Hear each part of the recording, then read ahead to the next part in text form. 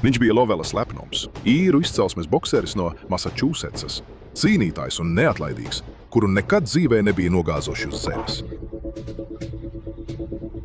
1978. gada 18. jūlijā Dikijs Eklunds kāpa ringā pret šūgaru Reju Leonardu, vienu no savas paaudzes talantīgākajiem bokseriem.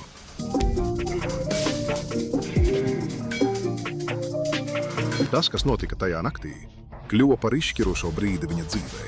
Dikijs Eklunds uzauga Lovelā, Massachusettsā, lielā īru ģimenē, kurā valdīja spēks un boks. Viņš sāka cīnīties uz ielām jau 12 gadu vecumā, stājoties pretī pieaugušajiem, kuri bija 2 reizes vecāki par viņu. Viņš kā amatieris izcīnīja 194 uzvaras.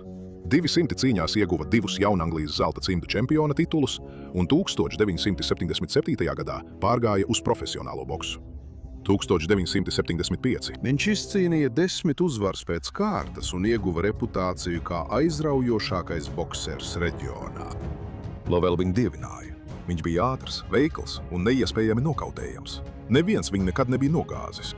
Viņš bija pilsētas elks, Ļoveļas lepnums, un 1978. gadā viņam bija vissvarīgākā cīņa viņa dzīvē. Šugars Rejs Leonards. 1978. gadā nebija tikai labs bokseris. Viņš bija fenomens. Olimpiskās zelta medaļas ieguvējs ar zibens ātrām rokām un apburošu kāju darbu, kas bija sagrāvis visus pretiniekus, kas viņam stājās ceļā. Viņš uz šo cīņu devās nepārspēts, ar 12 uzvarām un nevienu zaudējumu. Jau tika runāts par viņu kā par nākamo pasaules čempionu. Viņš gatavojās cīnīties Bostonā, praktiski Eklunda pagalmā. Visi Lovelā ticēja, ka savējam ir izredzes, un arī Dikijs Eklunds tam ticēja. Cīņa. 1900. gada 18. jūlijā. 1978. gads. Hainas auditorijā Bostonā, Massachusettsā. Zāle bija pilna ar skatītājiem, kuri bija atnākuši redzēt savu vietējo varoni cīņā pret topošo zvaigzni no Merilendas. Pirmajos 2 raundos abi bokseri viens otru vēroja, pārbaudīja distanci, pētīja kustības un centās atrast pareizo attālumu, lai izdarītu precīzu sitienu.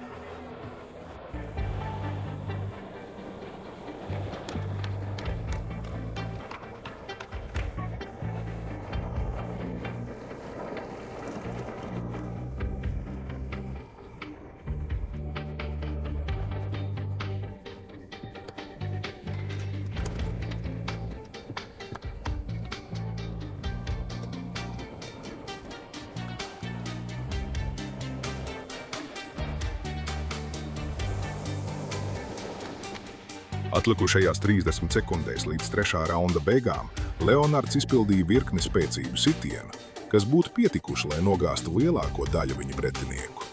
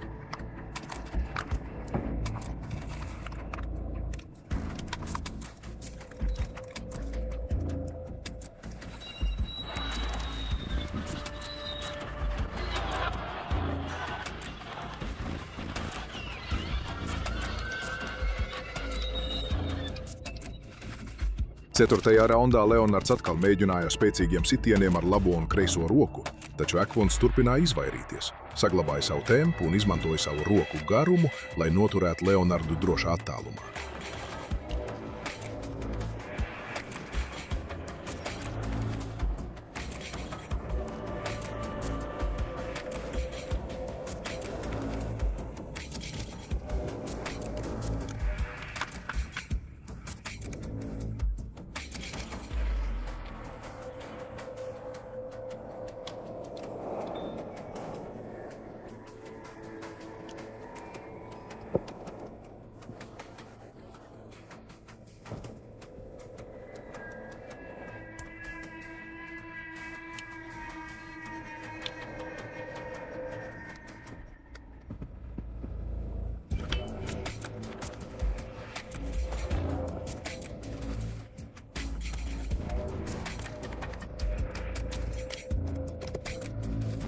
Nākamajā raundā Dikijs Eklunds turpināja izmantot savu veiklo kāju darbu un izvairīgos kustības, lai liktu olimpiskajam čempionam atkal un atkal kļūdīties.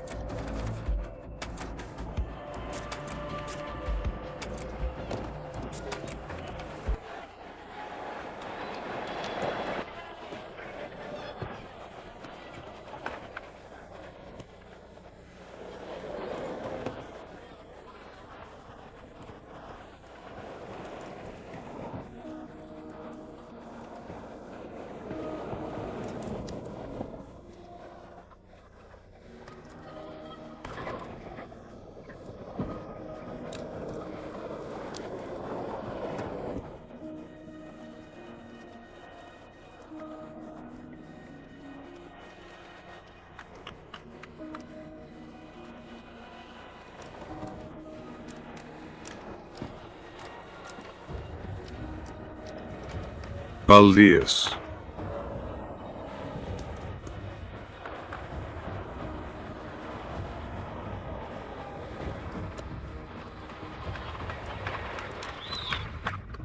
Pēc tam 6. raundā Leonards jau bija izpētījis pretinieka kustību modeli un izdarīja postošu sitienu ar labo roku, kam sekoja spēcīgs sitiens ar kreiso, kas pirmo reizi Dikija Eklunda karjerā nogāza viņu uz ringa grīdas. Viņš izturēja skaitīšanu un piecēlās smaidot.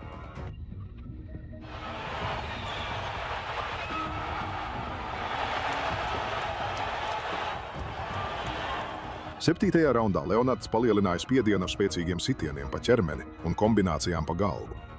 Eklunds izturēja visu un turpināja cīnīties. 7. raundā spiediens pieauga.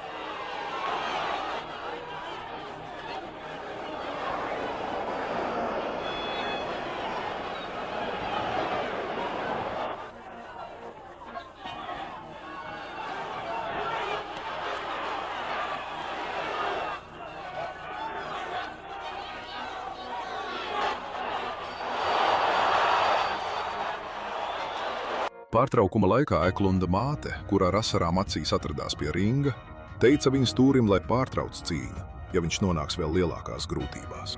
Neviens viņu neuzklausīja. Eklunds izskatījās apņēmīgs.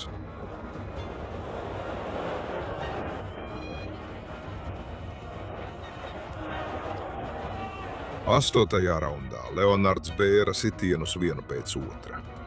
Eklunds palika tur, izturēja un mēģināja aizstāvēties. Raunda beigās Leonards izdarīja sitienus, kas Eklundam virs kreisās acs atvēra brūci.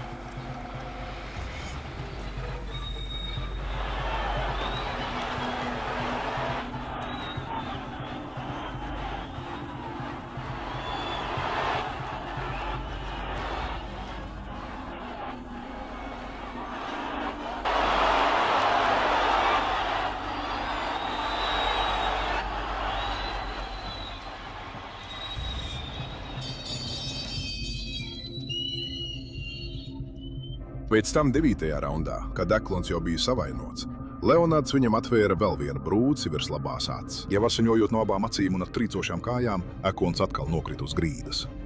Viņš izturēja skaitīšanu, piecēlās un turpināja smaidīt. Apņēmies pabeigt cīņu stāvot kājās.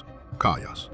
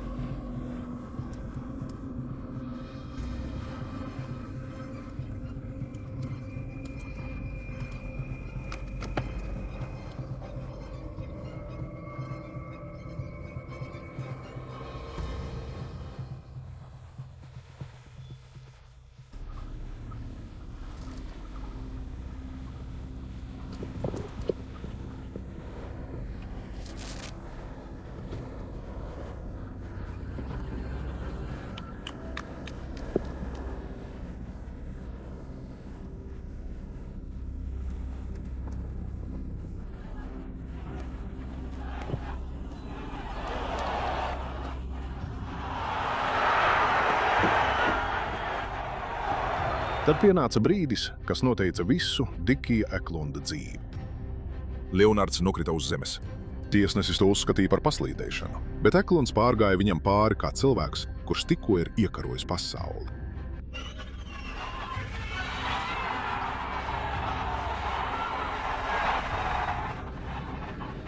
Dikijs to nosauca par knockdown. Tā viņš to sauca visu atlikušo mūžu. Leonards teica, es paslīdēju. 10. raundā Leonards izgāja ar apņēmību to pabeigt. Un notika vēl viens knockdowns. Eklunds atkal izturēja līdz 10 un pabeidza cīņu stāvot kājās. Kājās.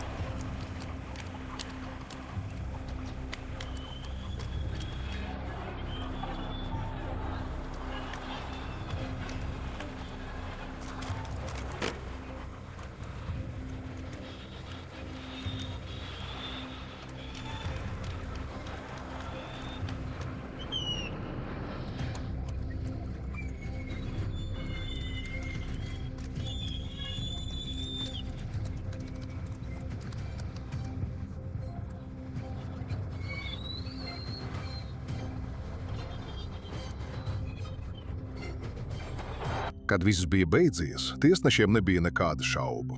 Vienbalsīgs lēmums. Šugars Reis Leonards. Pēc tam Leonards teica, Diki Eklunds ir lielisks boksers. Es viņam novēlu visu to labāko.